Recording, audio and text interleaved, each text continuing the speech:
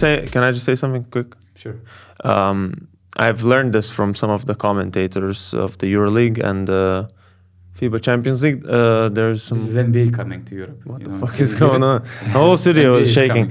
I learned that you need to say hello in native language of the viewers. So, dobrodošli u podcast Kako ste. Da li ste gledali utakmicu juče? Zdravo. Oh, you're not answering my question? You don't even know what I said. I did not prepare. You see? Wait how smart I am. Si? What? Kako? See. Okay. The comments will tell you what that meant. So you don't have... I thought that you were going to... Geyasu? What? No. Okay, I don't know. This is you're cancelled, No, bro. it's like- You're cancelled. I wrote hello to Greek. It's Geatikanes? oh no. Tikanis. Tikanis? I don't know. Tikanis. Oh, wait. Tikanis. What a wild start to start a podcast, bro. Okay, next time I'll do better. Right. You just Should- started should- like Partizan. Yeah. Against Like what? Olympiacos, right?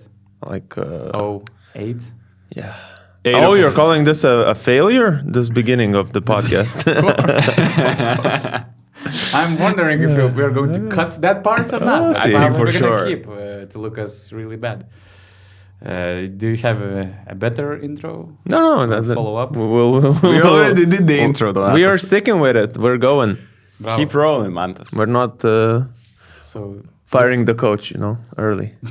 We're just This is your going bonus. with it. unless Powered by... Spanoulis is coming to that door. Unless it's Rytis Vyšniauskas coming to Exactly. that door. Then I'm going. But he's not coming. It's too early for him. 11 Ritis o'clock is in not the morning. here because he is now an assistant coach for AS Monaco, aka the Rocco team. I'm not sure if No? he would accept being the second Assistant number 2. No?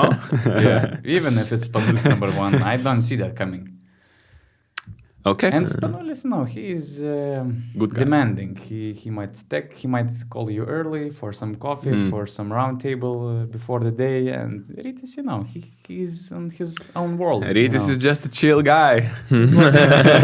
mellow of podcasting. He will wake up at 12 o'clock. Afternoon. Donatas, I don't think Donatas caught the meme here. Okay, he's too old.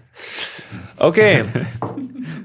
Okay, let's go. This is URBONUS podcast. I'm the host, Donatas Rubunas, and I'm joined by two of the greatest colleagues that I have. Gytis Blaževičius, Augustas Šiliauskas, Mantas Ramelis is behind the camera. And we're going to talk about the hottest games that we had last night. Partizan against Olympiacos, great game, amazing El Clasico between Real Madrid and Barcelona. We have... we're going to find a job for Patrick Beverley, basically, if he finally decides to leave Hapoel Tel Aviv. We have some Zalgiris Baskonia. takes from Zalgiris Baskonia, stats that doesn't make sense, and we have some insights from the first practice of Vassilis Spanoulis setting the tone for the game against Panathinaikos. So, guys, Olympiacos, Partizan. No. Before that, press the like button. And now, Olympiacos Partizan. And now subscribe also. Okay, there you go. Didn't subscribe us. All right. And maybe be on Plus. Oh, On yeah. BasketNews.com. For sure. Become a member for a lot more additional content. Exactly. And shout out to all the greats of our BN Plus members. Ooh, haven't done that in a while. Such as GMs, Dave Gassman, Yonut Gergescu, and Kimon. And also we have a big group of all-stars. AB Aksa, Kostas B, Coach Cook, Nick Kohek, Vidmantas Nolida, Victory, Emilio 11, Jonas, Thomas Vanagas, Milda. These are our employees. What the hell? Yeah, these are very passionate employees. Nomikos, Audris Bogdanas, Goldflake, Okay. Paris, Only a T-Wall few. T21. Cool. Thank you all for subscribing us. And yeah, Partizan Olympiacos. Crazy game. Yeah. And another game that proved to me that Zeljko Bradovic is a genius. Oh. I mean, this is not a hot take. He was a genius before, but he keeps surprising. Partizan won the game in the second and fourth quarters. They won those 2 quarters 50-24. Wow. And he changed the momentum of the game in the second quarter with a lineup that he used only once this season. Against Paris. 4 guards, I would call. Yeah. Ife Lundberg, Frank Ntilikina, Karlik Jones, Vanja Marinkovic. And then there was Brandon Davis or Tariq Jones. In the second quarter, there was Balša Koprivica. Oh yeah, actually giving he was amazing. good minutes. Yeah. First solid minutes in the EuroLeague this season. First game he scored Only the points. third game he actually even appeared on the court. Yeah, but he was always like on the bench but didn't not play. Anyways, we'll get to these details later. So it's crazy because the average height of these 4 guys is only 1 meters 92 or 93, and we're talking about basically Luka Vildoza size. So we have 4 Vildozas on the court, and you're making such a crazy impact on both ends of the floor. How would you explain, what made this lineup with 4 of these guys, so bad, such a bad matchup for Olympiacos? I think, first you look defensively, how these 4 guards are going to do defensively. And at that time, Olympiacos had let's say a 5-man lineup, which had Nigel Williams-Goss, Shaq McKissick, Kostas Papanikolaou, 3 guys that, one night they might hit their shots. One night they might miss them all. And we saw yesterday, like Nigel Williams-Goss missed like basically all the shots. And when you have at power forward position Peters or Kostas Papanikolaou there, they don't have a post-up threat. So you kind of are okay by playing 4 guards because they're not going to punish you at the 3rd position, at the 4th position by playing back to the basket. And I mean, Peters isn't exactly a complete non-threat. He still can do a little bit of post-up. He can do a little bit of that, yes, but they're not.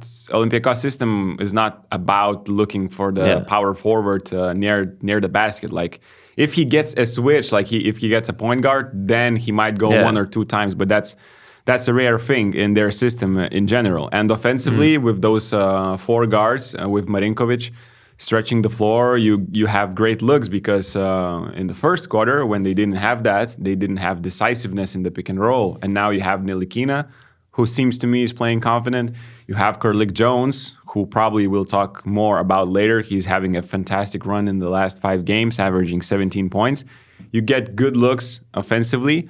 And Koprivica was great, on the drop-off passes. He was dunking at the ball. He was getting some rebounds. And even though Olympiacos were getting offensive rebounds against the small lineup, they just couldn't make a shot. So you're kind of getting away with that. And that's why this small lineup worked in the second quarter and in the fourth quarter. And I would just add about Koprivica that obviously his problem isn't on the offensive end. He's okay. Like he can be a lob threat. He can be a pick and roll guy you play with, a roll man. But on defense, he's exposed because he's a bit too slow, a bit not coordinated enough. And obviously those 4 fouls in 10 minutes is something that took him out of the game. But still a great sort of X-factor spark off the bench that you don't expect from Zeljko. And we talk about Partizan. We have spoken about them, their front line being out-rebounded, lacking a little bit of size, because we know both Brandon Davies and Tariq Jones, they're not the tallest centers. So sometimes, especially against guys like Milutinov, foul, you get situations where they get offensive rebounds. And this time around, with Koprivica there, is just a nice little unexpected bonus you can have. And he had like 3 offensive rebounds. He had 5 total, but 3 of them were offensive rebounds. Another thing I was going to add, just before we even started talking about details, I just wanted to say what a statement win it was for Partizan.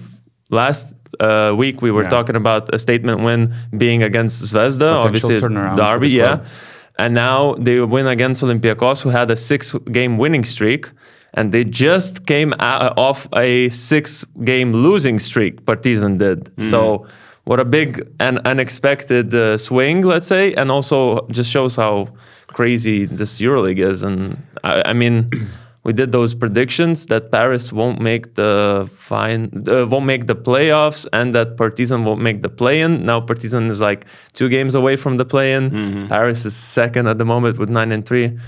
I think we need to ask our social media team to delete that post because it's aging horribly right now. Paris will make the playoffs. Don't worry, my man. Yeah. Somebody said yes.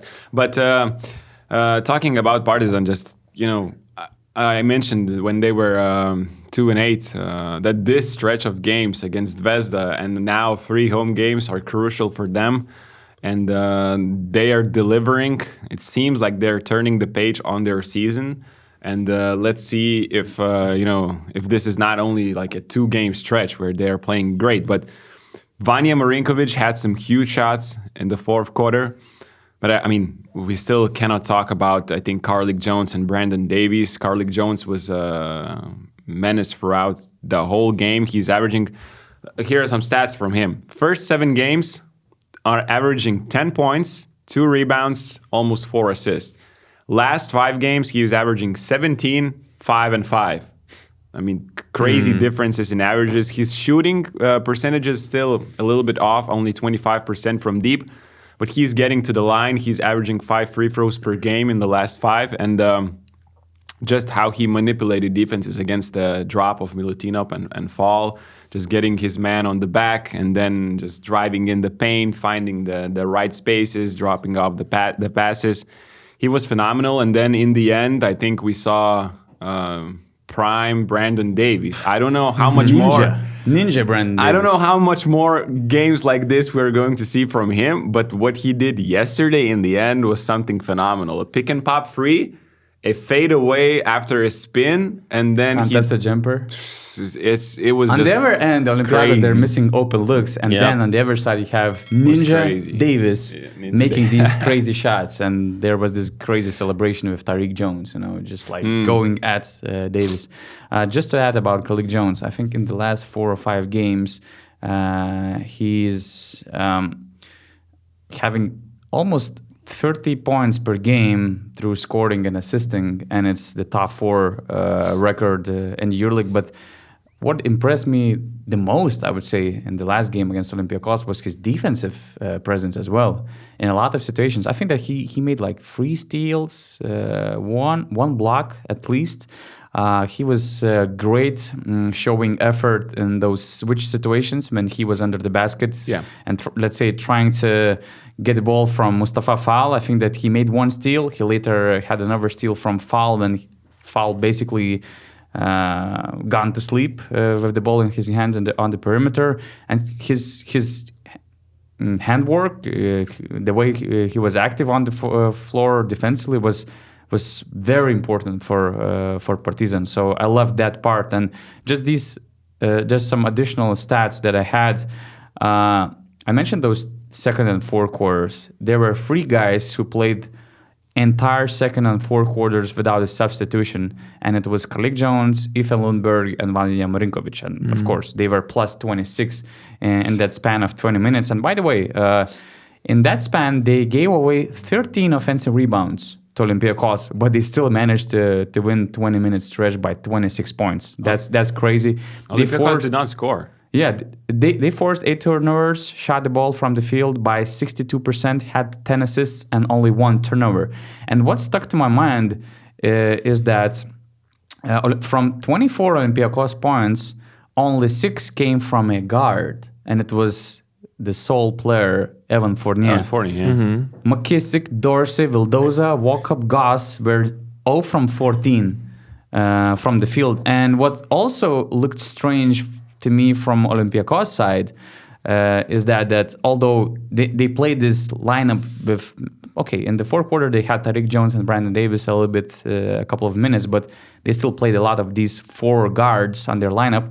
And Nikola Milutinov in the fourth quarter, he had only 1 field goal attempt. And I don't know if, Partizan, they were very active defensively, trying to protect the paint and try to not to let him get any balls inside. But at the same time, I think Olympiacos did a bad job trying to get the ball inside the paint. And that's also what hurt their offense a lot in that game. Absolutely. I think Milutinov lacked touches in the end, and I saw the same thing like a little bit in El Clasico against switching, but Partizan basically forced shots from the guys they wanted to shoot. Like Walkup was shooting in the end, Papanikolaou was shooting in the end. Williams Goss was shooting in the second half when he did not have his night. He simply was not making shots. And Milutinov down there just didn't get a single touch in that run, especially in the fourth quarter after that unsportsmanlike foul. And I thought that was a big mistake. And two more moments I want to talk to you guys about from this game. First is there was like 1 minute and down 6, 1 minute and 50 remaining, and Fournier just dribbles the ball, and he has Tyreek Jones like transition cross match. He's like, get out of my way! I'll play 1-on-1. I have this big guy on me. I will do something. And he shoots a free, complete random. You don't see that often from Olympiacos. Like 7 seconds into the possession, I think. Yeah, not much. Yeah. He just pulled up, and the camera goes to the other side, and Bartzokas, after like 10 seconds, and they're already playing defense, Bartzokas is standing like this, not moving for 15 seconds. He's looking to Fournier and like, bro, we don't do that in Olympiacos. What is this shot? And then after that, after 15 seconds like this, he's like turning around to the sideline. He's like, like he 20-second reaction to this one shot, and it spoke to me louder than any words. Like this reaction from Bartzokas. On the other hand, Fournier has earned himself these kind of shots in the stretch he had in the last, I don't know, maybe 5-6 games already. I see your point. Yeah. You know, he's decided some games with some shots that were random, you know. So that night, it was not his night. I mean, he missed 2 consecutive free throws at some important points. Yes, in the fourth quarter. Yeah. And the second one? And the second one, the unsportsmanlike foul for Papanikolaou. That was surprising to me. If any of you did not saw the game, basically, Carlik Jones, after the rebound, I think he was going in the transition. He's still in his own half court. And he just goes behind the back, and Papanikolaou, does not react to that move because it was such a nice move, and he leaves his hand just a little bit and touches Carlik Jones a little bit, just stopping him for a slight second, but Jones was still going in the fast break. The referees call a simple foul, and they go to the review, and I think the one referee says that, to me, that's a normal foul. There's no excessive contact. He is just leaving his hand because, Carlik Jones made this nice move. And then the other referee comes in and says, like, to me, that's intentional play to stop the fast break. Transition opportunity, I think it's an unsportsmanlike foul. And the other ref, who did not think it's an unsportsmanlike, he's like, yeah, okay, let's go with unsportsmanlike. And I'm like, oh, wow, really? That simple? When overturning the call, which is actually it has to be super justified. If you want to overturn the call, you have to have strong arguments, not like, oh, I think this way, I think that way. That second referee had strong arguments. He gave like 3 arguments of why it should be the unsportsmanlike foul, but the contact itself was just such a soft one. It did not really impact Carlik Jones that much, and it was a turning point in the game because Partizan were down by 7, and they got 4 points in single possession, 2 free throws, and I think Carlik Jones made a layup after that. And I was really surprised that it was a foul, and Papanikolaou as well was trying to understand, how this little contact can be an unsportsmanlike. I'll just one more side topic. I know we're gonna get probably to Bartzokas post-game actions in a second, but before that, I feel like everyone want to talk about Milutinov and his offensive rebounding, but there was another guy who had identical rebounding numbers on the Olympiacos roster, and that was Alec Peters. He had 3 offensive rebounds, 5 defensive rebounds, and just showed me these last few games when Vezenkov's been absent, that last year's Alec Peters, where he is giving like 60 to 70% of what Vezenkov can. He had a great game, by the way, his stats-wise, like 20 PIR. I don't remember how many points he scored. 12 and 8 rebounds. Feels like you had him on your fantasy. I don't play fantasy anymore. I had him on my fantasy, for sure. Since Vezenkov got injured, first ad. So I just wanted to say, like, it's probably nice for Coach Bartzokas to have this sort of almost identical style of player to replace Vezenkov when he needs to and play those 25 to 30 minutes and perform, like I said, 60 to 70% of what Vezenkov provides you. We're gonna address this thing with Bartzokas just a little bit later. I have a segment that I came up with for this podcast. So let's keep this, let's say, intrigue for the rest of the podcast. But my last sequence that I think is worth an attention, it felt like, Olympiacos got a lot of offensive rebounds. You cannot claim that they were not trying. The first 5 minutes of the game were like crazy, the most intense Olympiacos that I've seen this season so far when they built this double-digit lead. But in the second half, it felt like, I don't know, at least Zeljko Bradovic should be proud of his guys because they were really trying. They were really fighting, diving for the ball. In some plays, there were like 3 Partizan players on the ground fighting for the ball. And the last minute sequence speaks about itself. Partizan got 3 offensive rebounds in the last minute of the game, and they basically had a possession for 49 seconds. Wow. 49 seconds, to close the game. So to run out the time. Exactly. Yeah. So I think this is the picture, Zeljko wants to have on his team. Great win by Partizan, and just as Gytis mentioned, they're just 2 wins away from the play-in. They're bouncing back. I don't want a lot for Christmas. B and plus is all I need. That's nice. all. Wow. That's promising. The freestyle He's king. the second best singer in BasketNews office. Are you kidding? Who's number 1? Of course, Julius. He's the karaoke legend. Once I was with him in karaoke in Treviso. We spent there like 5 hours. I'm not happy with that, but 5 hours in karaoke bar? Wow. Whatever this distraction was, we have Christmas coming. We know you're basketball fans. We know you have basketball friends. And we have some Christmas gifts that are basketball themed on shop.basketnews.com. And you can buy those regular gifts that everybody forgets after 1 day, 1 week, or 1 month. Or you can be the most unique Santa in your family during this Christmas, because you can bring something under the Christmas tree that will delight basketball fans. And we're talking about those Basket News shop Christmas gift sets that include t-shirts, sweatshirts, basketball-themed socks, and a Beyond Plus subscription. You can customize your sets, basically. There are 3 different sets, mini, midi, maxi. They're really affordable, I would say.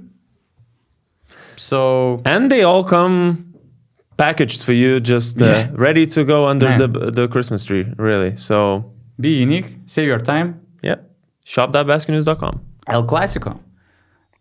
Was that the El Clasico that we all wanted? 2 overtime game. What do you guys think? What do you guys think was the playing shot by Campazzo? Referees, as always in El Clasicos, crazy plays, crazy sequences. What do you guys think was the total broadcast time for the 2 overtime game? The broadcast time with like 15 minutes before 15 and 15 after? Yeah. 3 hours. I think 3 hours and 20. 3:20? Yeah, 3:20, like a good old Martin Scorsese movie. It sounds like NFL game already, right? 3 hours of basketball. Well, not 3 hours come on, exactly. like 250 with 2 overtimes. But it was not that bad. I don't know. It was just such an intense game, and it is with those potential game-tying shots, with pushing, with crazy shoving decisions. in the ends, crazy decisions. 2 overtimes, 12 lead God. changes, and the largest difference was 9 points in the game. So that never went over 10 points. So it was very close, like neck to neck, and. Actually, I feel like we have a same conclusion as we did last year, Donatas. When we went to Barcelona, we watched this game exactly, El Clasico in Barcelona.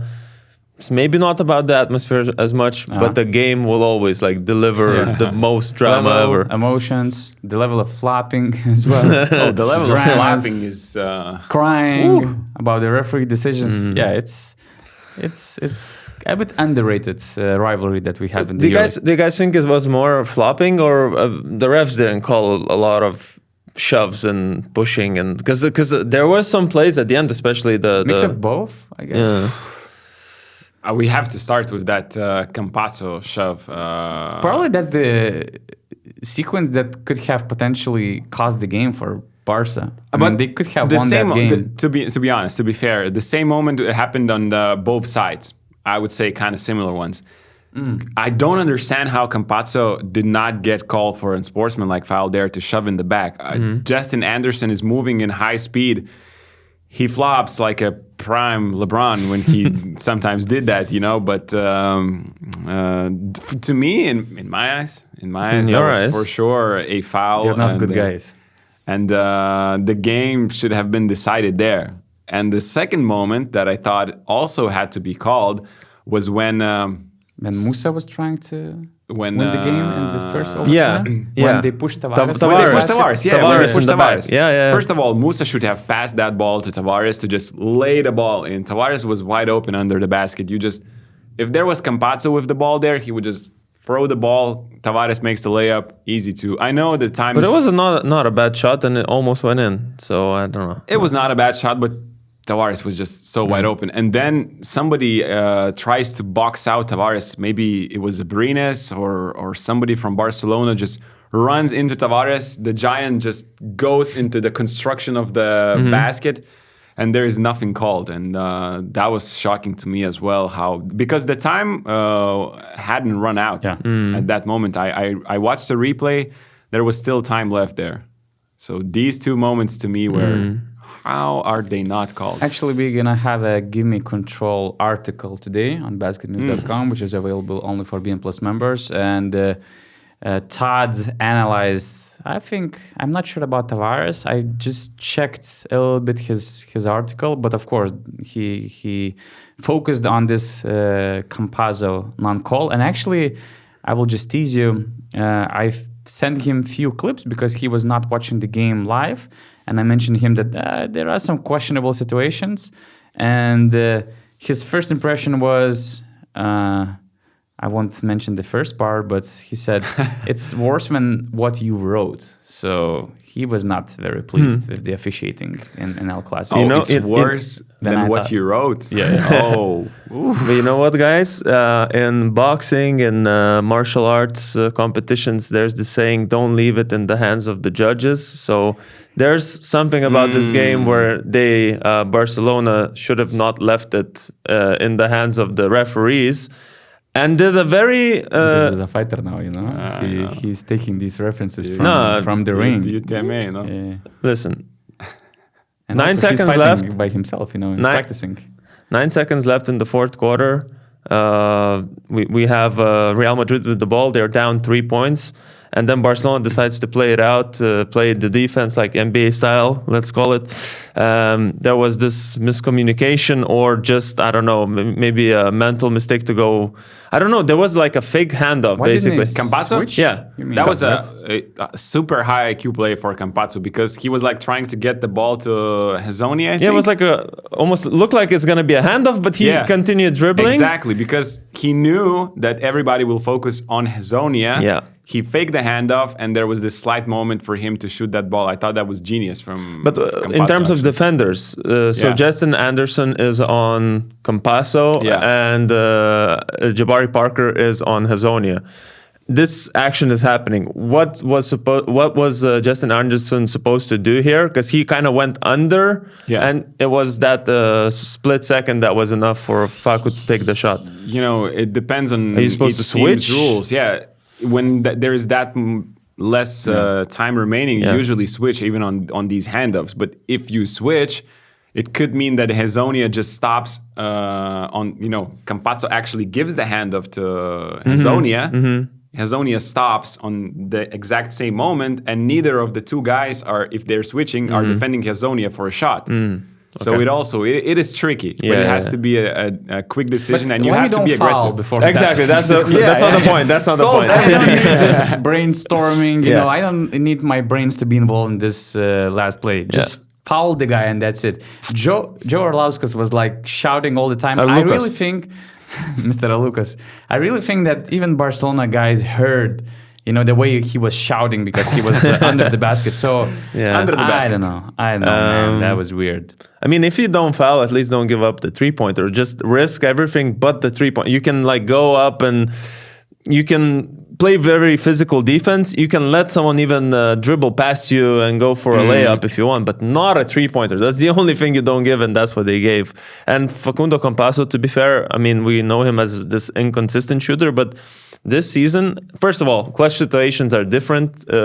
Vassilis Spanoulis was never like a deadly 3-point shooter, but when it's like a few seconds left, that changes. So with Facu also, I think this applies, and also he's shooting 5% more better than last season, for example, because he was his career is like 3-point percentage is like 31, 32. This season so far, 38% from the 3-point range. So not a good decision there. Number one, and then overtime. Right? First overtime, yeah. That Barcelona steals the ball. What was it, like 20 seconds? 18 seconds to play. I think 21 seconds. When they got the ball, but then they had an advantage, but you have Eddie Tavares under the basket, so you're not taking that shot. Abrinas decided to take a 3-pointer. Took wide when open. They could have hold the ball. He did Milaknis, basically. He did Milaknis. I was gonna say he did Milaknis. He did Milaknis if Milaknis went wrong, basically. No, but not exactly, because they were in Milaknis' case they were plus. They were 3. They had the lead. Yeah. Now there was no lead. So you kind of need to take a shot, but you have the whole shot clock for yourself, and you take the last shot. Not. Are you taking that shot? Of course not. Probably. No, I'm not taking that shot. You're not taking that shot, right? No. Okay, that's good. I just wanted to clarify. And I don't know if you watched what happened later, because Real Madrid had this chance to score. Janan Musa. We just spoke about the push. Yeah. I don't know if you. I recommend to everyone to rewatch that sequence when Madrid was in transition and watch the coaching staff of Barcelona and Victor Sada. I don't know the couple of other guys, but Victor Sada, I remember him from playing days. At first, he was so mad I think that he was so mad that Abrinas took that shot that at first he basically kicked one assistant, turned around, started shouting at the face of the other assistant, stood up, went face to face to another assistant, and was just like shouting. He didn't even watch how the possession of Real Madrid ended. He was just kicking and shouting. And I mean, we know why. We understand why. So he was like, wild, man. I'm not going to watch the last possession because we deserve to lose after we are shooting this. Exactly.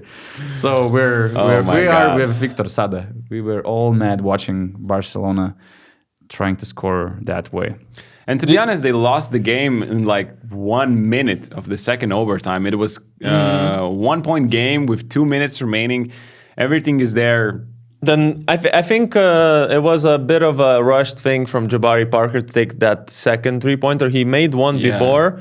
Felt probably, I'm feeling good, although he was like one of 6 from, or 1 of 5 from 3 prior to that made shot. So he just felt too good, rushed it a little bit. There was still time on the shot clock, and I feel like... And Jan Vesley was mad, but not at Jabari, I think, but at Kevin Punter, because for majority of the fourth quarter overtime, both overtimes, they were just attacking Eddie Tavares, getting good shots. Like either KP was getting a mid-range jumper, or Vesley pick and pop. Vesley something. He even made a free, Jan Vesley, and shot 2. There was 5 years in Fener that he made 1 3 in 5 years. He has made 5 in this season only, but 5 whatever. 5 of 7, yeah. 5 of 7. One of the crazy stats that I had, yeah. So Vesley was mad at KP because he did not attack. He did not ask Vesley to come set a pick, and they kind of lost in that moment. Jabari missed a 3-pointer. They did. Campazzo made an amazing move against Justin Anderson, almost dropped him to the floor. That was phenomenal. And another Campazzo pass to Hezonja. Kevin Punter just lost in off-the-ball situation. Hezonja was standing under the basket. He's taller than Punter, and Punter is just not doing there anything. So just a mental breakdown, I think, in the end by Barcelona. I guess they were tired, and they lost with 89 field goal attempts when Real Madrid had only 73. Like 16 shots more, and they still lost the game when free throw attempts were kind of similar.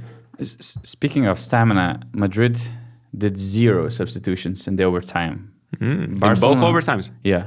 They all the time they played Fako, Musa, Hezonja, Dek, and Tavares. What's interesting and what's phenomenal that Campasso played 29 minutes 52 seconds in the second half. So basically he was on the bench only for 8 seconds, and he had 13 points and 6 assists in the second half. By the way, Tavares had 18 and 13 rebounds. Hezonja had this 15-point third quarter. By the way, all these stats are coming from the great bbelytics.com and Mikolas Stumbras. And when you mentioned this fatigue thing, I think that Madrid was just smarter trying to score the ball, because instead of shooting threes, they attempted only 1 3-pointer in the overtime, in both overtimes, while making 8 from 10 from the field and getting quite often to the free throw line. I think that they attempted 10 free throws versus 3 on Barcelona side, but they decided to try to win the game beyond the arc, attempting 11 threes while they made only 2. So maybe that was a part of a fatigue, but I didn't see those one-on-one situations on the perimeter efficient enough for them to try win the game that way. They miss La Provitola. Do you think so? I mean, they have 15th offensive rating in the last 5 games. I'm talking about Barcelona. They're not that great defensively either in the last 5 games. And they'll have more of Raul Neto soon. I feel like as soon as he gets into rhythm. Raul Neto is injured again. See? I mean, I just read this morning that Coach Peñarroya told that he felt some discomfort in something. They will do tests. So he probably couldn't continue the game due to an injury, although he had like 5 points in 3 minutes. Yeah. Damn. But even without that injury, I don't feel like it's a,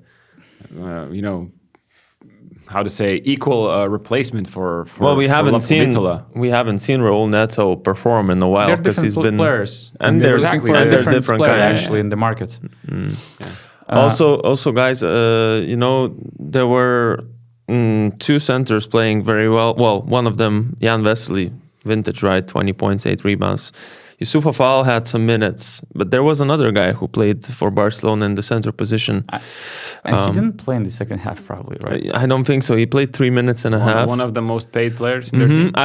You know what I did? I did a little bit of a calculation. So I thought, okay, how many games there is in the EuroLeague? 34.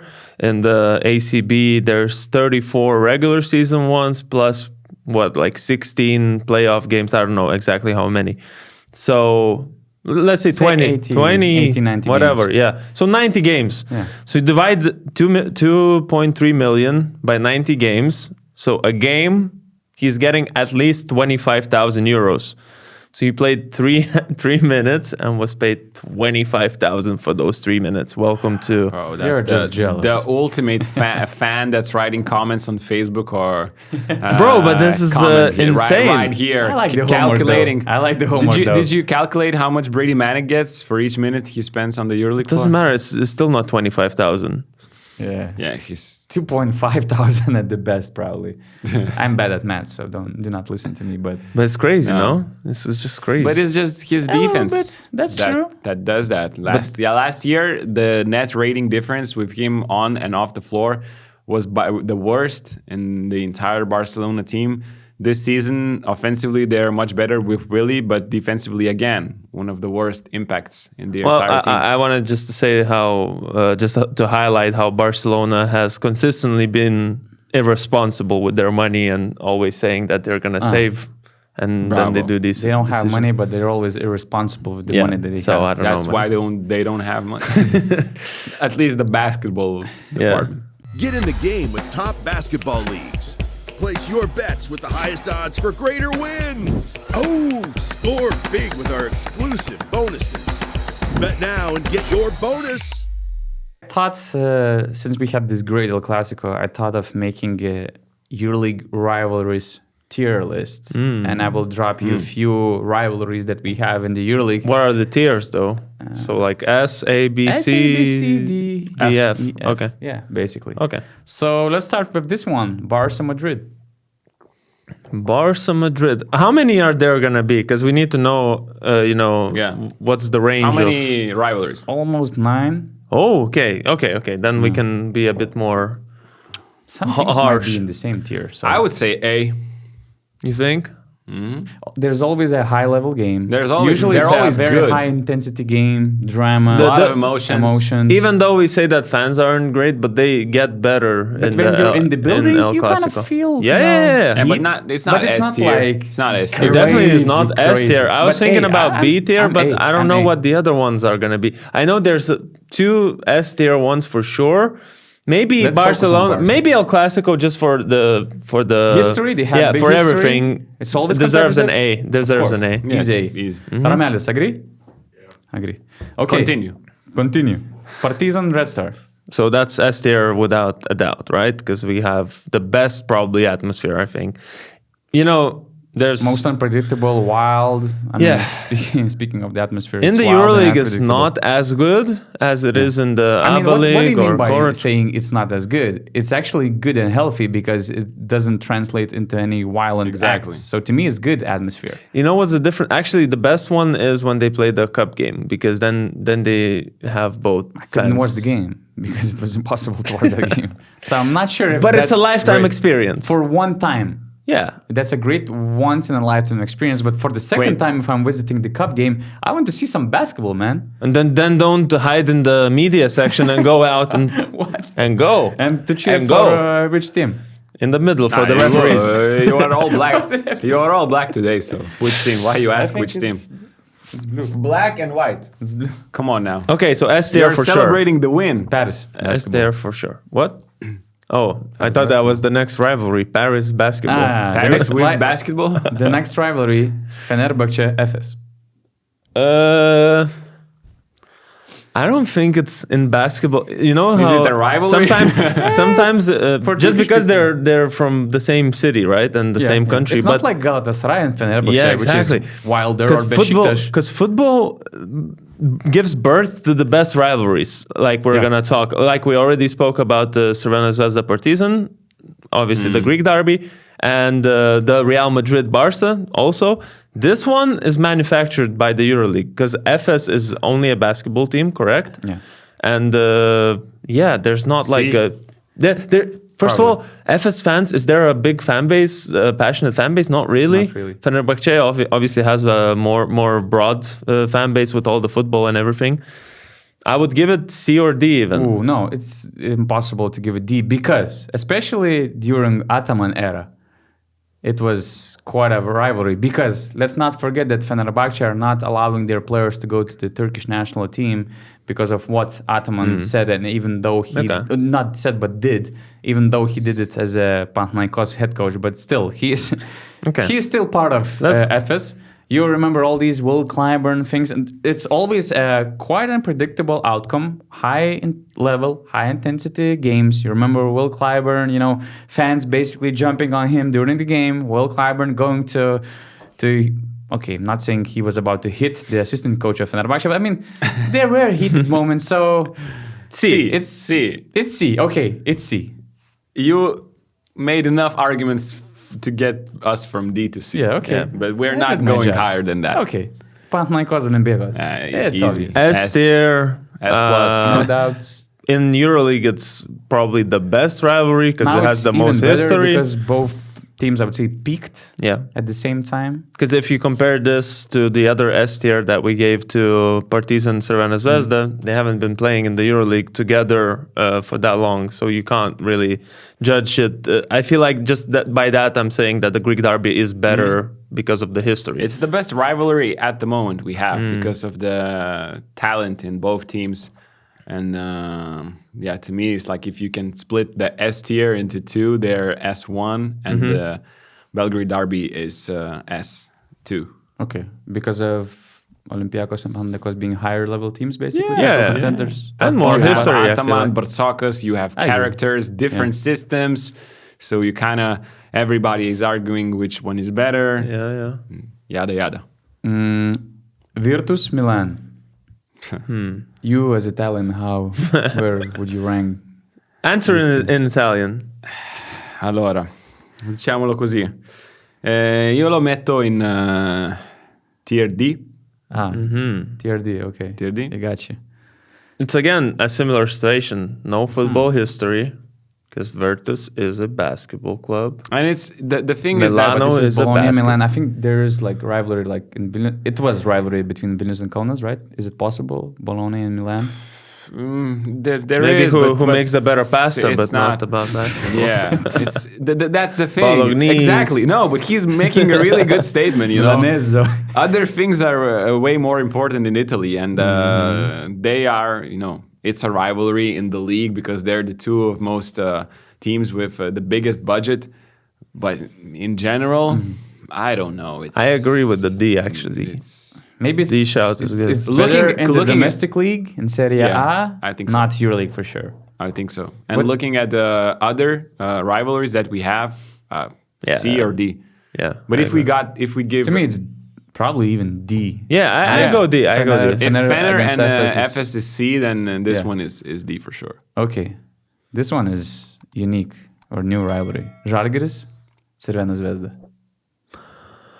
Well, It's becoming a it's rivalry interesting. because there's politics involved as well. It's just about politics. It's nothing else. Actually. Exactly. It's literally just Yeah. politics.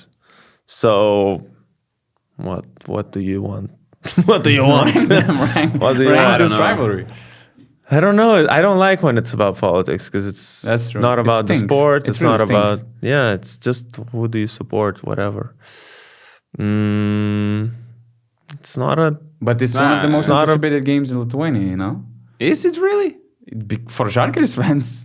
I don't know. Basically, I don't like this I don't know. rivalry, to be I honest. think like everybody waited way more for Panathinaikos game because they're EuroLeague But champions. if you watch the social media channels, you know... No, for the sure But activity- it's social media. It's It's everything. It's today. it's not. It's nothing actually. It should be nothing, but it is. I'm thinking the lowest tier. Ooh. No, I think it's spicy. But you can rank them higher than actual rivalries like Bologna and Milano. So it's D at least. I don't know, man. I don't know. It has no history. It's just No, it about has history. couple of years. This is from 2022, not holding a banner in support of Ukraine, and that's the But rivalry. It's becoming a new. I mean, that's what I meant by saying it's a new rivalry. You watch every game. You know, I know that some people from Zalgiris were hesitating to go to Belgrade for this Restar To be away fair, game. to be fair, So it's one of becoming the a games thing. away, I remember that the Crvena Zvezda was really heated in the whatever the Pioneer is what is the Alexander Nikolic Hall. In that gym when they were really heated, and I saw Zalgiris players like kind of in a state of fear. Then I thought, yeah, this is a cool game. So maybe. There's a lot of Out pressure of- in the stands yeah. in both games. Although I don't Usually like games the are quite origin, close. I don't like Yeah, the yeah. origin, but the games themselves, let's say, okay, you could give it a C even, I feel like. Intensity-wise, not the history of the rivalry. Yeah, Intensity-wise of the... These rivals are different. So yeah. Okay. The next rivalry is Zvezda against the Refs. Rate that. Eritis versus Pana fans. Oh. I think Also this quite was last fresh year, rivalry, but this was so- such a last year thing. This year I don't see... Well, it's still probably on, right? It's on. It's Okay, so for me, never obviously, done it this way. this is a meta thing, but S tier for me because it's just the best meme. Best memes come out of it, and I love it. And so many Pau fans actually were like joking about it friendly when we were in Berlin. So before it was way lower tier for me, but when I saw all the friendly banter, But it's not just friendly banter, though. I know, I know that for sure because of all the messages in the social media. Yeah. But all these Twitter replies, it has to be high. It has to be. Okay, maybe A, maybe have A. to find a separate Maybe tier A, for yeah. this one. I it didn't has think to be you would- something from between S tier and A tier. Yeah, I guess. It probably has to just be A. Somewhere up tier. top. August versus Ettore Messina.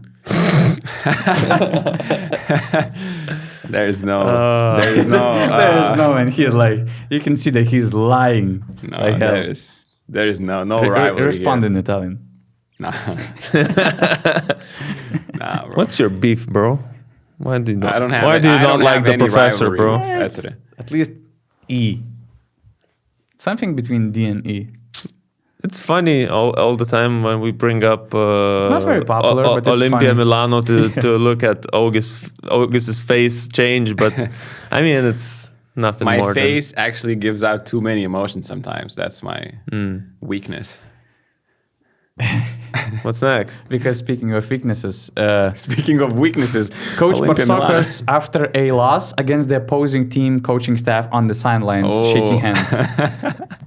This has become not rivalries, but some kind of weird stuff that moments. Donatas beefs. This is a rivalry. This is one a is- clear rivalry. This is is an getting occurrence that's happening. Coach Bartzokas is in a different mood when he loses.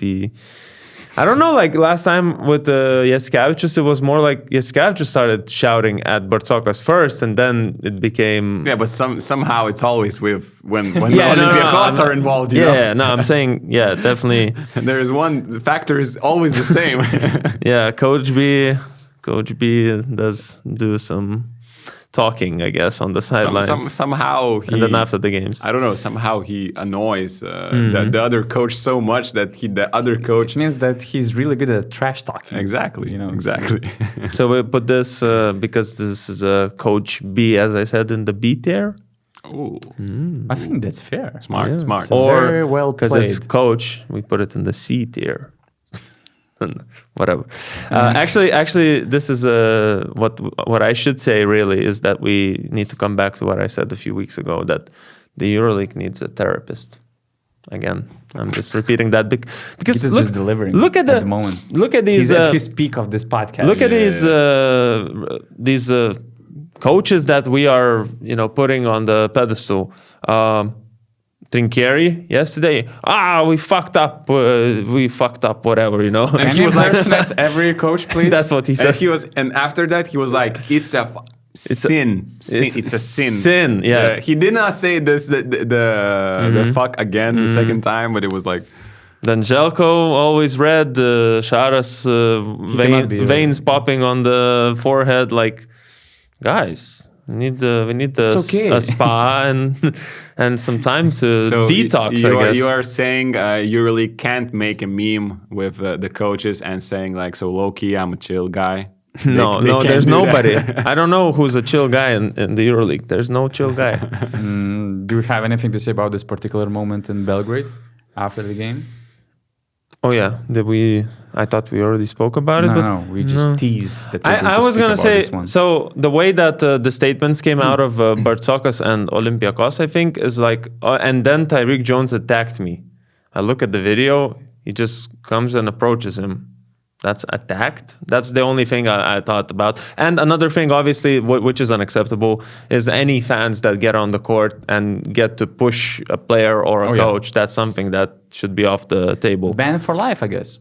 Just The guy crossed the line. I mean, come on. I don't know if it's the actual fan you need to punish. Of course, I didn't see the actual situation. Did you have any video or something?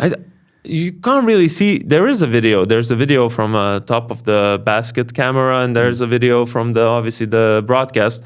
You can see some fan coming. You don't really see if he pushed or anything, but because it's a very bad quality. But the point being, like, it's not about punishing these fans necessarily, I feel like, but the security team needs to be fined, or like the club needs to be fined, so they know that next time if a player gets into the court, they're gonna Fan get a gets bigger. into the court, yeah. Oh yeah. Sorry. Yeah.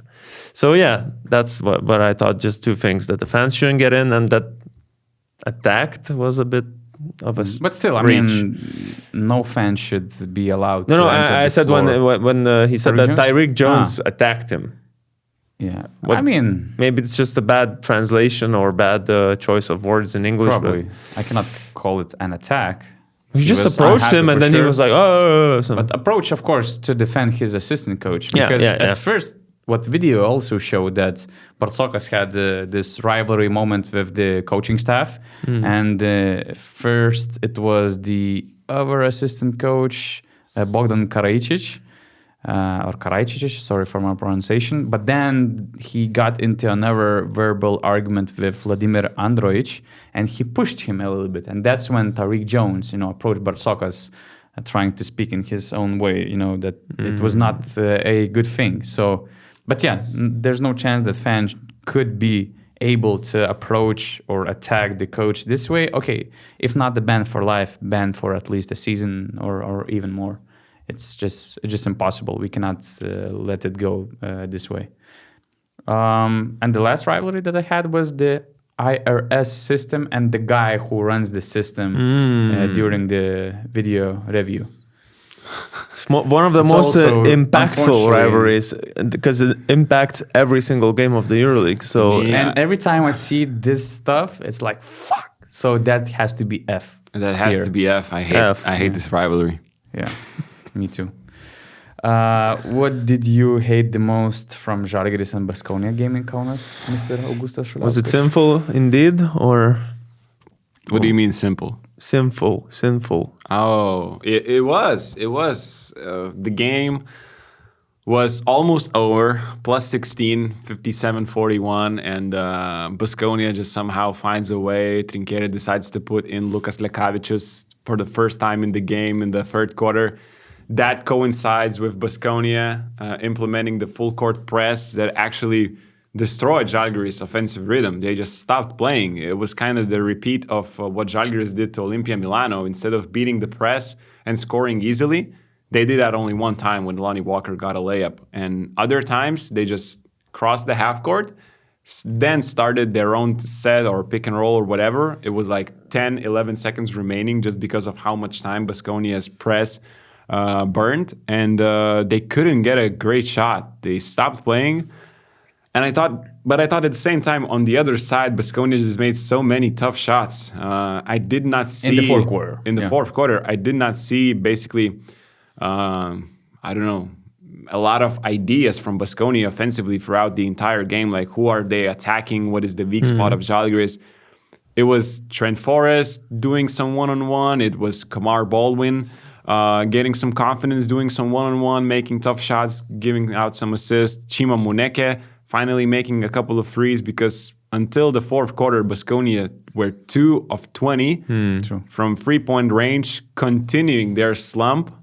There are some crazy stats about their three-point shooting. Like 5 of their core rotation players were 9 of 77, good for 11% in the last 5 EuroLeague games. Wow. In the entire November until the fourth quarter against Zalgiris, Baskonia was 26, the entire Baskonia, 26 of 132, which is less than 20%.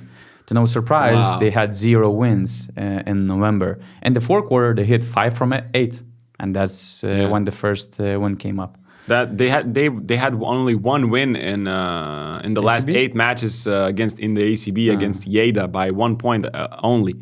So they had such a huge struggle in the last moments, and the game was kind of decided, and that press was just a game changer, but really unacceptable for Zalgiris, and for Baskonia, it's a huge win, and I'm not sure they can turn their season around because Hater. No, I'm kidding. No, I'm not a hater. It's just my opinion, but.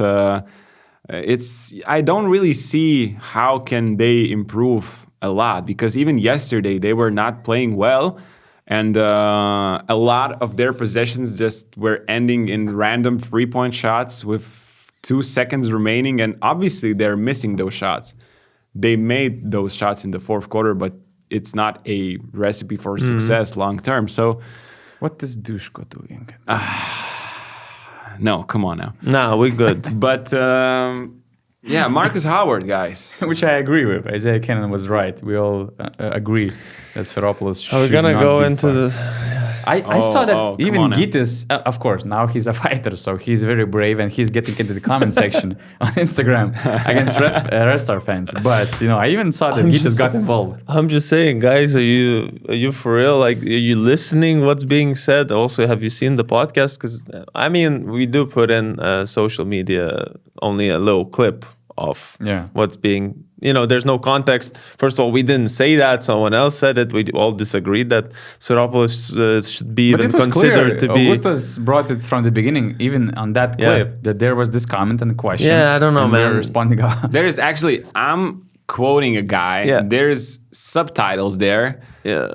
And I ask the question for you guys. We all disagree that Zvezda should not fire Spanoulis, and somehow we are still, people still think we are saying that Spanoulis is a bad coach and he should be fired. How is that possible? It's because nobody. Fans, no? It's like they see the article headline, not the contents of it. It's the same. They see the title of the video on YouTube, on the caption on the Instagram. Nobody's listening to actually what's happening. They just say, "Oh, so you're discussing whether he should be fired when Zeljko was like 2-8 a second ago, whatever the record of Partizan was." So that's what people are, because we're paid by Ostoja. Don't forget all this, and that's why, that's why we talk about Zvezda's problems, not Partizan's problem. Let's but move on. this wasn't the topic. The topic was Baskonia. Mm-hmm. Markus Howard? What happened to Markus Howard? 0 from 21 in the last 4 games. Doesn't make sense at all. Doesn't make sense, but That stretch. I've talked to you, Donatas, about this, like comparing how Carson Edwards were doing last year in Bayern under Pablo Lasso, and now he's the top scorer of the league. And Markus Howard, who was the top scorer last year, now he's under Pablo Lasso and he's not doing very well. So it's weird to see Marcus in such a slump, basically for the entire season. Like these last 4 games are even worse, but I think he will bounce back. But I think it's a combination. If they're not running as much plays for him, Pablo Lasso values defense more than the previous coaches. They have less transition opportunities where Marcus is just unstoppable. Like, we are not seeing any more crazy shots from him in the first 5 or 6 seconds of the shot clock, and that's weird to me when you have a scorer like this. But at the same time, even yesterday they made that comeback with their defense with Markus Howard on the bench. But I feel like, on the other hand, I don't think they can be very successful long term with just their defense. Like they need to create something offensively, and Markus Howard is the best guy to do that. So what kind of a system would benefit Markus Howard, do you think, the most? Even if we look outside of Baskonia, outside of Pablo Lasso or any other coach that would come to Baskonia, where would you see, because that's for me the interesting part about his game. He's very inefficient, let's call it, in terms of numbers. Like, he takes a lot of shots. He needs to take a lot of shots. In some games, he will make 7 out of 11 threes. In some, he will make 1 of 11.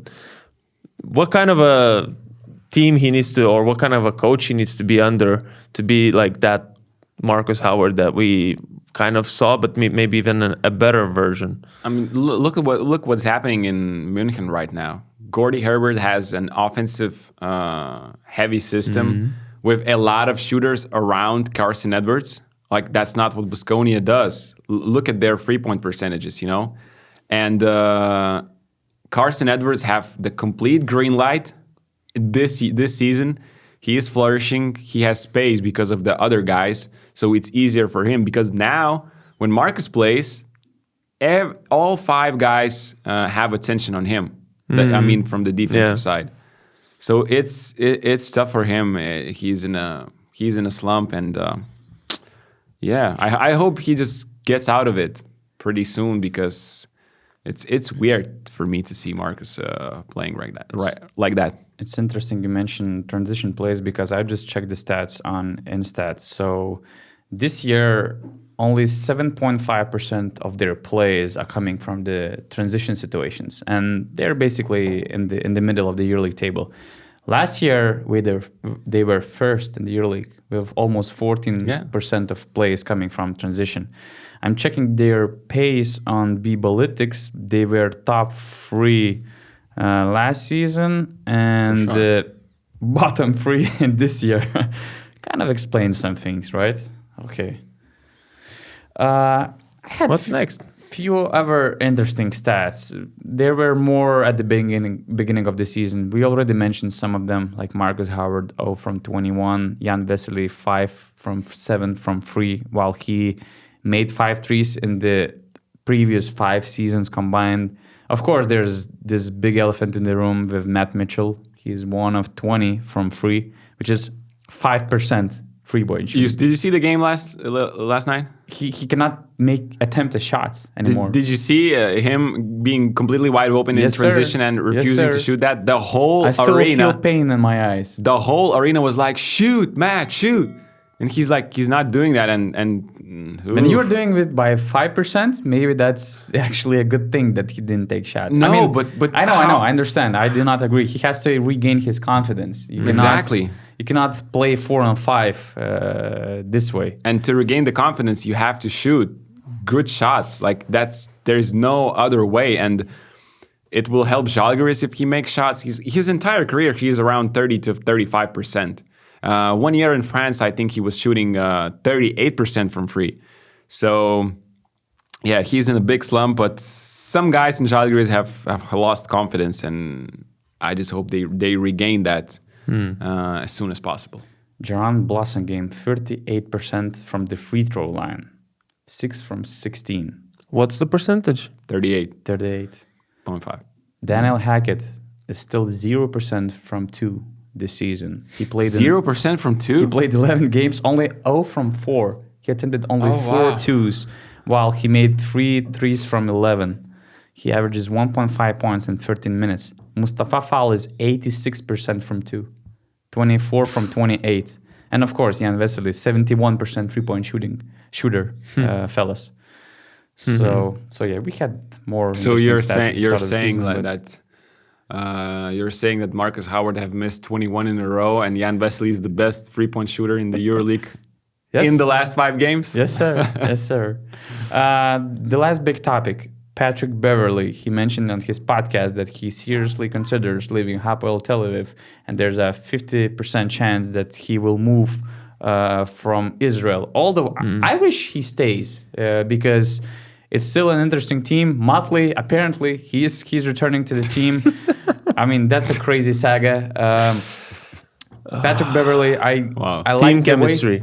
I like the way he approached up there his, campaign and mission in Israel. He was embracing the culture. He was the last, to complain about the situation, about the war and stuff. But these are family-related reasons. He was pressured by his fiancée. So let it be. It's a hard personal decision. And let's say he moves. We have to find him the next career destination because he said that he doesn't want to retire yet. So what's the best place for Patrick Beverley? We said maybe Maccabi. Move across the street. My bad. Just kidding. You're a bad man. Just kidding. Okay, the big elephant in the room is Real Madrid. There were reports, and Patrick Beverley himself mentioned a few weeks ago that he got a call from Real Madrid. Do you think that Patrick Beverley would be a good fit while they have Facundo Campazzo on the team who plays big minutes, who has the keys of his team? He has Janan Musa next to him. There's Mario Hezonja. Obviously, he would have a role. Only he'll be a role player more than everything's around Patrick Beverley in this Real Madrid. Right? To me, that's the spot. Madrid. A backup role, like 10, 12 minutes per game? No, not 6-man role. A little bit more, but I just think Real Madrid needs defense. They need a dog. They need someone who can just pressure the opponents full court. And because in most of the games, they lack a little bit of energy. Like the other team is defensively, when you compare their defenses, they are the team with lower energy. So I think Patrick Beverley gives you that. He can be a great asset offensively next to great players. You can move Hezonja to play the 4 position. You need roster depth. Like Real Madrid with this roster depth. To me, that's the main thing. Not even the defensive side, because they're they have 4 defensive rating. They're not that bad, but to me, they're worse at not having enough depth. And that's what Patrick Beverley would add, especially to their backcourt. And it's not like they can rest on the weekends. Like ACB, it's every weekend you need to be on top of your shape to win. And to play 80 to 85 games during the whole season with this roster depth that they have right now, to me, that's the spot. Because other teams are pretty packed, let's say, in the backcourt. Thinner. But as Donata said, Sharas don't want every week he has no a new more player. new players. So Enough, guys, enough. If that was an ideal world, I would like to see him in Virtus Bologna. We already mentioned all the check boxes, all the boxes that he checks. Can you name them? He's old. He's a big name. You said he's washed. I didn't say and, that. and stuff like that. Yada yada. So, Wow. But no, to me, I mean, I didn't say that when for you the record. when you check, I did not you say know, Daniel Hackett is not having an impact that he had before. Alessandro Paiola, he cannot be your main point guard. Matt Morgan, he's still too raw. He needs time. He might be good, but he needs time. He needs some presence right now. And when you have your 2 point guards with Paiola and Hackett combining for just 9 points per game, 4 assists on 37% field goal shooting, you need more. And I think that Patrick Beverley is the guy who adds defense, adds size, and offensively he can contribute more than these 2 guys. And we're talking about one of the bottom EuroLeague teams. So I would like to see somebody from the bottom improving their roster to have a better shot at competing, let's say, for the play-in. But, you know, and the Virtus, they were known for big names. It's part of their club's identity. They signed Tornike Shengelia when the war started. They also got Daniel Hackett from CSKA. Clyburn now. They got Will Clyburn. So Patrick Beverley would fit that need both on and off the court. But we're talking about a lot of money. They're shopping a lot of players from what I heard. But I'm not sure if, let's say, you're letting go some of these guys if the point guard position is that what you need in cost of some other positions. So money-wise, I'm not sure if they can acquire this move. But, you know, Bologna is a bit of a tiny town in Italy. It's not the tiniest. No, it's a tiny town. It's a town. It's not a huge city. 200,000 people living in Bologna. City. How many people?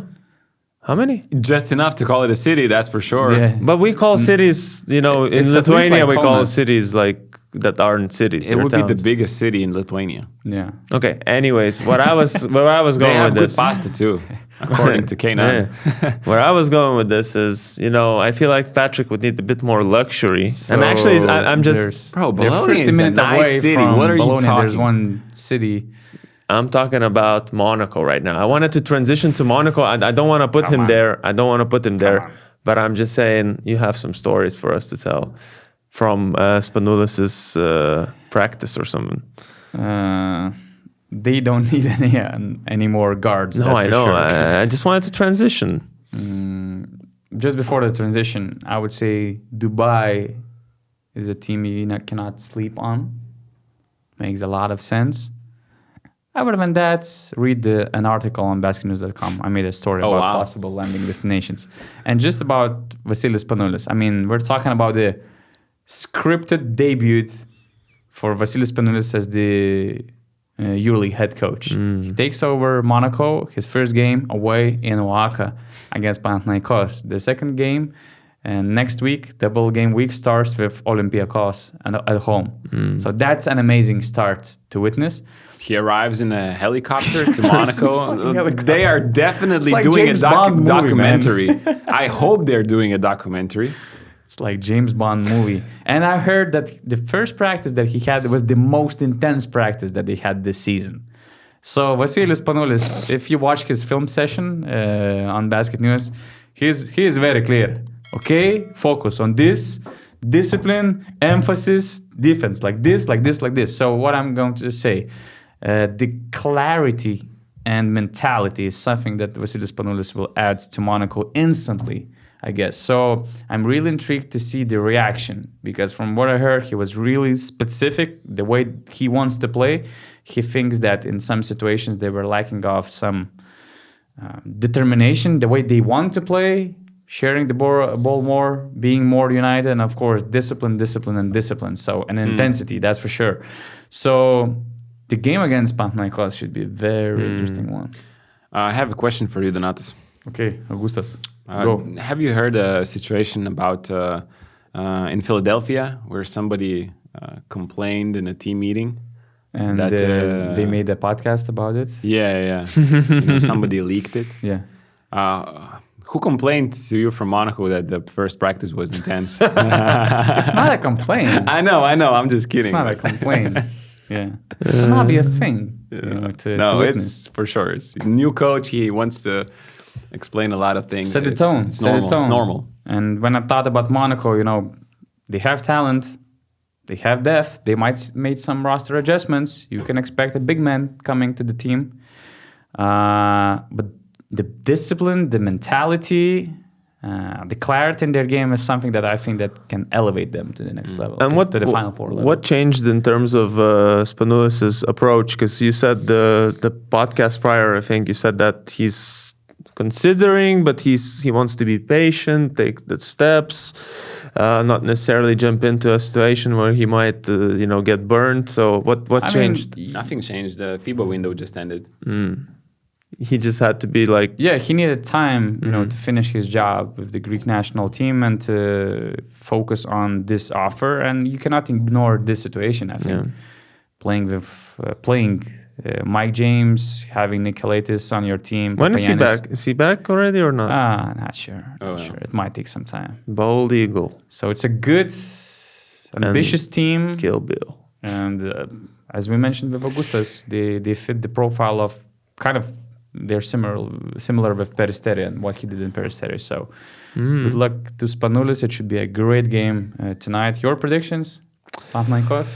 Monaco? Yeah, I'll go Panathinaikos still. I feel like in one game, obviously you have that shock factor sometimes where the team starts playing so much better just because the coach changed. But I will give it to Pau. They're playing at home and they've lost a game against... They haven't lost the game against Zalgiris. Yeah, I would say that they might like relax. Yeah, but now they're gonna have to be on. I believe Ergin coming from Turkish national team. Also. What a practice. Most intense practice of the year, probably. I go Pau in this one. I don't know what you guys think. I think we should stop making predictions just because every time we're wrong. So we should stop doing the Actually, podcast. No. For me, it's Pau too. Actually, when we all agree, they say then it's the opposite. So if you go Pau, then... I go with my guys, with Monaco. Okay. So then it means that... Unpredictable, mentality, all these things, and Monaco wins the game. Okay, I'm ready for some heat in the comment section. So you're probably going to be right, because when two of us at least agree, it's already... That's for sure. After this game, when Panathinaikos wins against Monaco, that's for sure at least 3 DMs from Pana fans. That's for sure. For some reason, I'm getting messages from Greek fans following Zalgiris loss against Baskonia. For some reason. So some Zvezda fans wrote to me when they lost that game in Kaunas, and they were just some arguments. Of course, they texted you after this game in Kaunas. That's for sure. All right, 1 hour 20 minutes. Thanks for watching. Thanks for the love and DMs and comment section. And see you soon.